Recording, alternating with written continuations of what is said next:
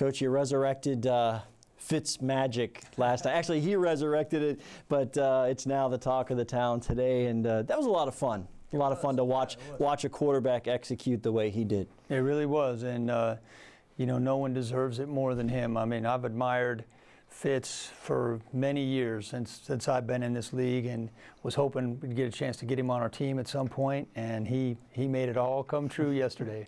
We were trying to think of what was the best play, and there was plenty to pick from, and I said, why not the 12-yard run that sealed it? He called it the walk-off.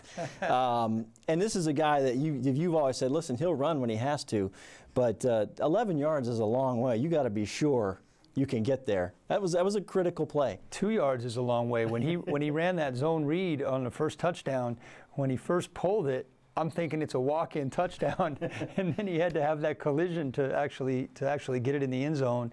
But you know, Fitz has over 2,000 rushing yards in his career. He's very proud of that, and you know, 2,000 yards, when you think about that for a quarterback, that's a lot. So that was a huge play. That, you know, that wasn't exactly how we drew it up. You know, we had 5 receivers out there, 3 wideouts and 2 tight ends, and we were going to just try to get the first down. But to not stop the clock with an incomplete pass to get the first down, and then we were able to run out the clock. That was a pretty cool way to end it.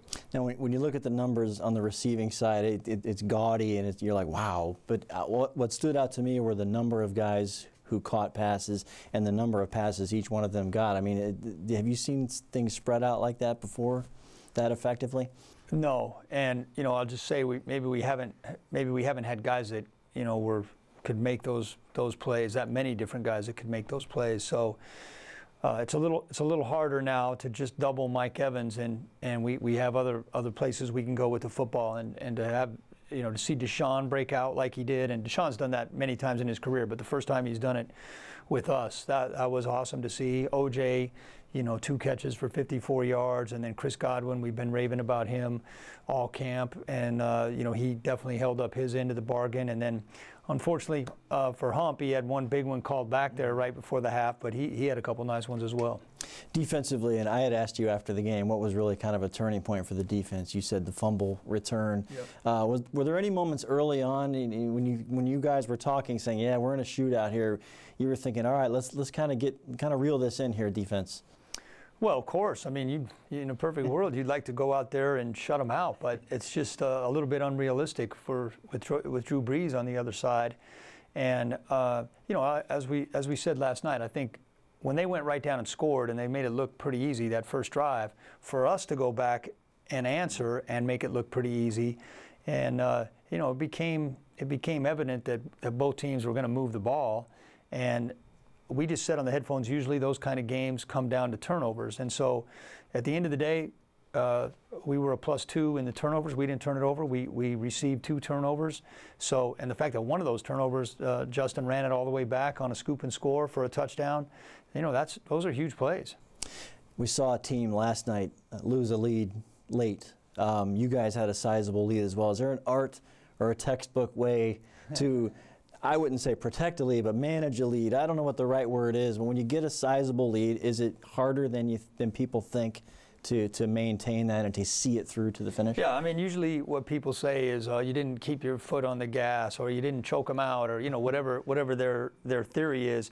You know, I think one thing is the other team, when you're in that situation, the team that's behind plays with a little bit more desperation, and they take a few more risks. So sometimes you can benefit from those risks by getting another turnover. Again, I'll go back to Drew Brees playing at home with the weapons he has, and you know, we could have used one more score, you know, and unfortunately that's where the missed field goal hurt us. I mean, that would have been big. When you're up 24 points, that's 3 scores and 3 2-point extra points. I mean, just we needed to stop one of those 2-point conversions. That would have helped, or making the field goal. So is the game maybe a little closer than it should have been? Yes, but listen, we should never, ever, ever apologize for winning on the road in New Orleans. Absolutely. And finally, I mean, the team comes home. You know, it's a big win last night. What is it today, now moving forward into week 2?